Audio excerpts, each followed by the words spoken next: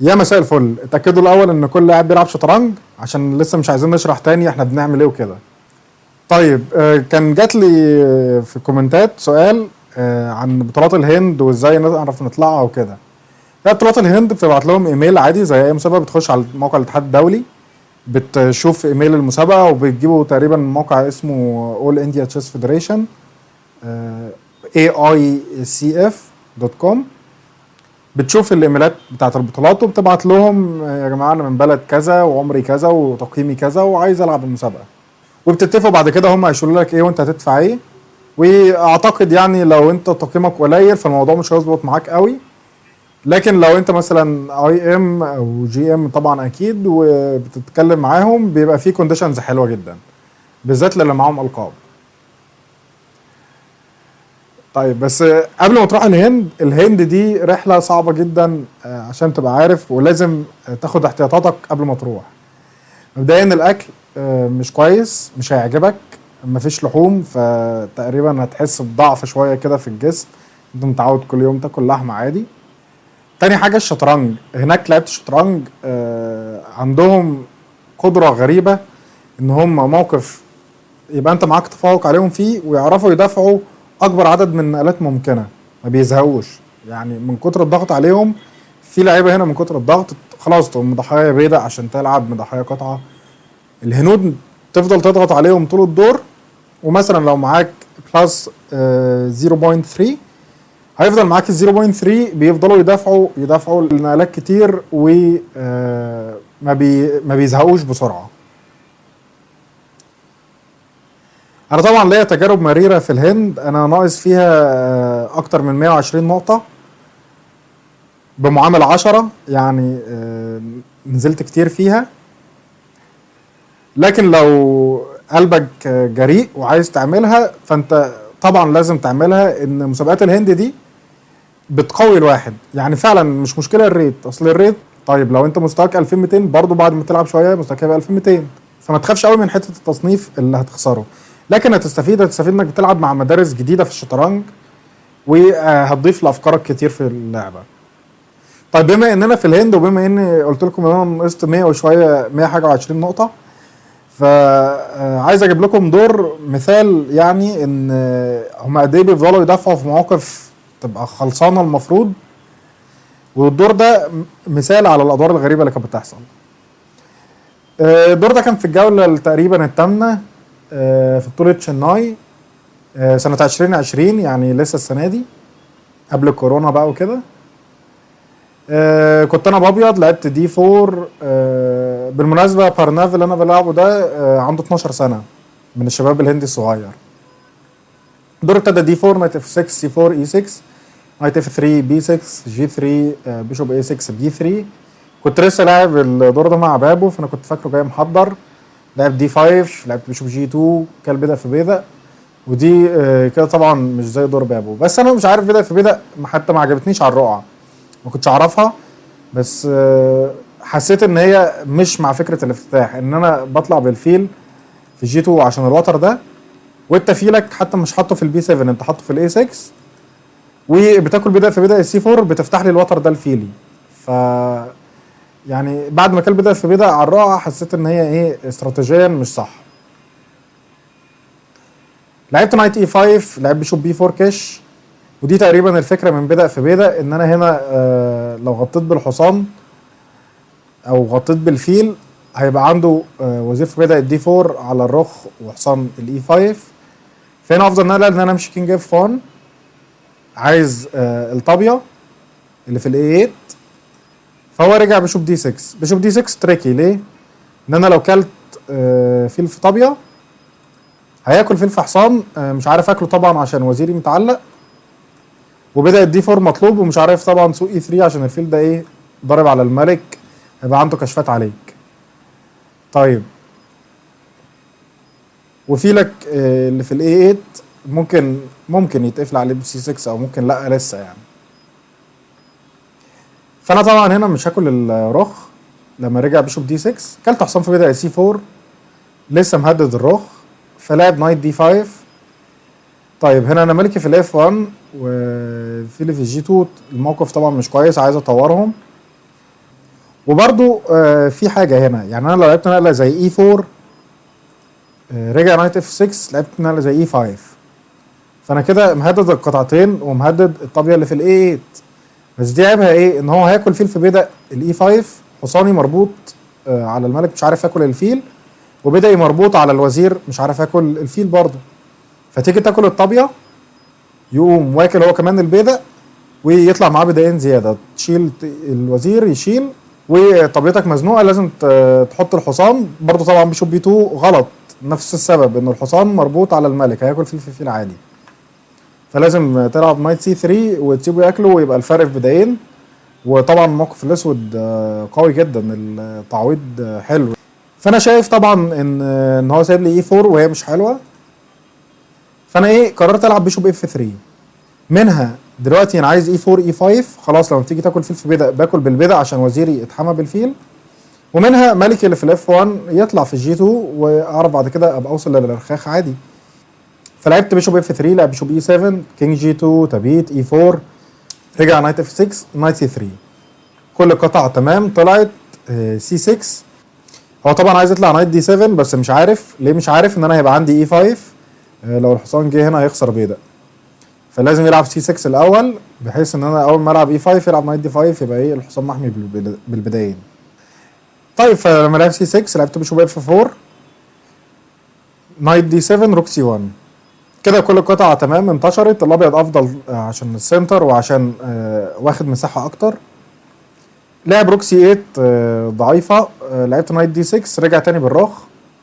ما كنتش فاهم فكره روك سي 8. هو برضو بارناف كان فيه عيب ان هو متسرع شويه، بيلعب بسرعه وبيعتمد دايما ان هو يزنق اللي قدامه في الوقت، حتى على حساب الموقف بتاعه ممكن ما يبقاش حلو قوي. طيب فهنا التكتيك اللي عند الاسود ان هو يلعب جي 5، لو كلته ياكل الحصان. فالاول لعبت اتش 4، خلاص مفيش جي 5، رجع نايت 8 عشان يكسر. طبعا في فرق احسنه في الموقف ده، حصاني تحس ان هو بحصانين مش حصان واحد، فرجعت في السي 4 خليت كل قطعه في وحايد. فهو حتى ما فلعب روك سي 8، لعبت اي 5 باخد مساحه وخلاص، ما عندكش حصانه تاني تطلع، عندك مربع السي 7 ممكن تيجي فيه، بس بدا السي 6 لازم تحميه الاول. فهو لعب بيشوب بي 7 عشان يلعب نايت سي 7، لعبت نايت اي 4، الحصان الجاي دخل في الدي 6، يعني لو لعبت نايت سي 7 نايت دي 6 هيبقى الابيض بيكسب تقريبا. فلعب روك بي 8 عشان نايت دي 6 ما تبقاش بتنفع الرخ ويبقى الفيل برضو ايه محمي. فانا شفت كل ده خلاص بقى، خلصنا ايه اللعب في السنتر وفي جناح الوزير. طب تعالى بقى ايه ناحيه جناح الملك. طيب كوين سي 2، نايت سي 7، وهنا نقله حودت بقى الدور، بدل انا كنت عمال العب في السنتر واهدد حاجات في جناح الوزير، كل القطع راحت ناحيه جناح الملك. دلوقتي نايت جي 5، عايز كش مات في الاتش 7، فلعب جي 6. وهنا وقف الفيديو، حاول تشوف نقله الابيض الجايه، 1 2 3 4، خلاص الوقت خلص يلا بينا. حصان في بداية الاتش 7 ياكل بالملك، وهنا اتش 5 كينج جي 7. وقف الفيديو تاني وحاول تشوف افضل نقله للابيض. ها خلاص ولا ايه؟ يلا هنا افضل نقله بيشوب اتش 6 كاش. طبعا لو كاله هياخد مات، يعني لو كان ملك في فيل بدأ بكش كينج جي 7، روك اتش 7 ترجع بدأ بكش دي مات. فبيشوب اتش 6 كاش لازم يمشي كينج جي 8، اكل بدأ طبعا مش عارف تاكل ومش عارف تسيبني افوت على الرخ عشان هتبقى ماتات بعد كده، فبيلعب اف 5 بحيث ان انا لو لعبت جي 7 يطلع روك اف 7. فهنا على الهادي بقى خالص، ولا جي 7 ولا اي حاجه. كوين دي 2، ما تلعبش بيشوب جي 5 واستناني لحد ما اجي اجوز وادي لك الكش مات واكسب الدور. دي طبعا كانت ويننج سهل. طيب وبعد ما كنت شايفها المصاله اللي انا باكلها خلتني مش مركز، وبدل ما العب بيشوب اتش 6 كش كلت بدأ في بدأ الجي 6 تحت تأثير الشطه الهنديه، كل بدأ في بدأ الجي 6 هو كمان. روك اتش 6 عايز بدأ الجي 6 بمات، طبعا لازم روك اف 5 عشان كوين 8 هجوز. فلعبت جي 4. جي 4 انت مش عارف تاكل فيه عشان الكش مات، ونقلات زي بيشوب جي 5. يعني لو لعبت بيشوب جي 5 باكل الرخ. طبعا لو كلت فيل في فيل باكل رخ بيبدا بكش، يعني لو فيل في فيل رخ بيبدا بكش وهكسب. ان انا حتى لو مش كينج اف 7 بدا بكش، والنقله الجايه وزير اف 5 كش. فهنا ممكن تاكل الرخ. لو كلتها بالملك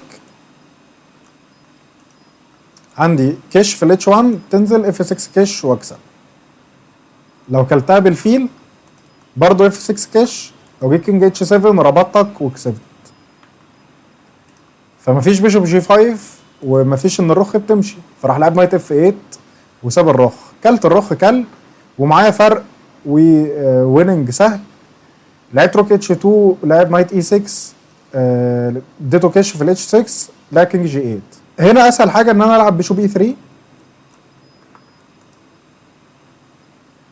خلاص مفيش حصان في بدأ الدي 4، والجايه هاجوز على كش مات واكسب الموقف بسهوله. برضو تقريبا المساله كانت لسه في الدماغ، وقررت اضحي له قطعه تانيه، فرحت راجع نايت اي 3. على نايت اي 3 كان حصان في بيدق، هو دي الحسبه اللي انا كنت عاملها. كوين سي 4 كش، نايت سي اي 6، وهنا حصان في بيدق الاف 5.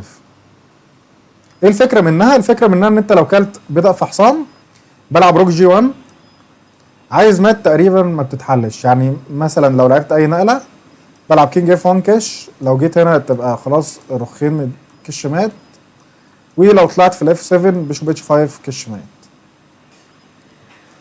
فهو هنا ما كلش الحصان طبعا، فلعب بي 5 على الوزير. كلت حصان في الفيل، كلب الوزير. لعبت كوين دي 3، لعب نايت اف 5، لعبت روك اتش 1، عايز اسحب الفيل ومتات، فراح لعب روك دي 8. تخيل الموقف من بعد كل الويننجات اللي فاتت، الموقف ده نقله وحيده بس اللي تبقى ويننج. وبرضه وقف الفيديو كده بسرعه وحاول تشوفها، بس المره دي مش هعد من 4، المره دي هتكلم على طول. النقله هي كوين سي 3. لو لعبت كوين سي 3 كنت هفضل معايا الويننج. انا لعبت كوين بي 1، ومن هنا الدور ابتدى ينهار.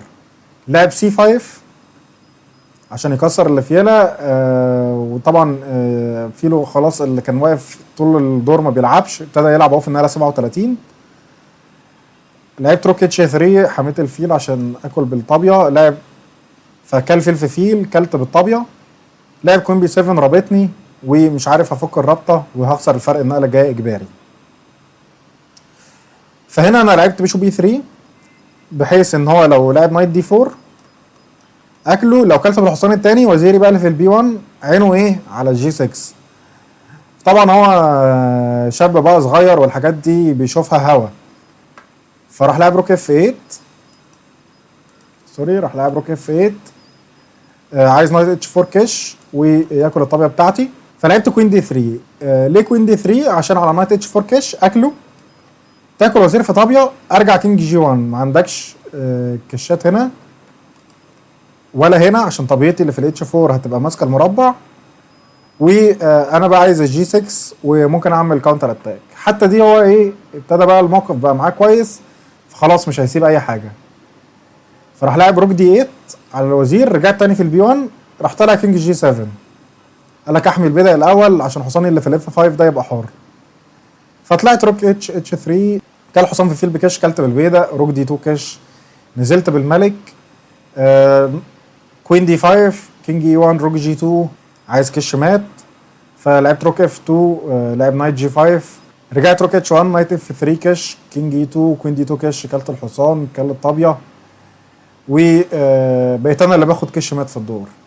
لعب كينج اي 4، كوين اف 5 كش، كينج اي 4، روك دي 2، كل وزير في بيدق، كينج بي 4، كوين دي 6، كينج سي 3، روك اي 2، وهنا سلمت.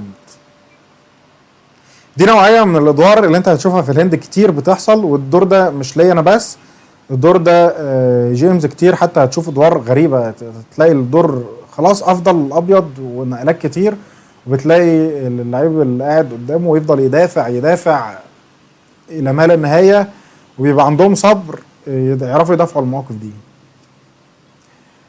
ده كان الدور. لو عايز تروح الهند جهز نفسك بقى، زمزميتك معاك، اكلك معاك، محدش يقول لك هات حته من الاكل، هتبقى تجربه مفيده ليك. وده عامه رايي، يعني ممكن لعيبه تانية جامدين برضو ويشوفوها ان هي مش مفيده. عايز اعتذر ان الفيديوز ما بتنزلش بصفه مستمره وملهاش جدول زمني، بس انا شغال على الويب سايت وشغال على البيج بتاعت الفيسبوك لوحدي. وانا اصلا مبرمج اندرويد مش مبرمج ويب سايتس وكده. كان اول مره اتعامل بالجافا سكريبت. طبعا المبرمجين هيبقوا عارفين الموضوع ده. فالسايت كان واخد مني وقت كبير، بس هو جهز واشتغل. وكان في التعليقات ان هو انجليش بس، لا السايت لغتين انجليش وعربي. لما تخش على السايت هتلاقي فوق كده الاي ان، لو دوست عليها هتلاقي اي ار تحت. طبعا زي كل فيديو بقى، لو عجبك الفيديو لايك وشير وسبسكرايب.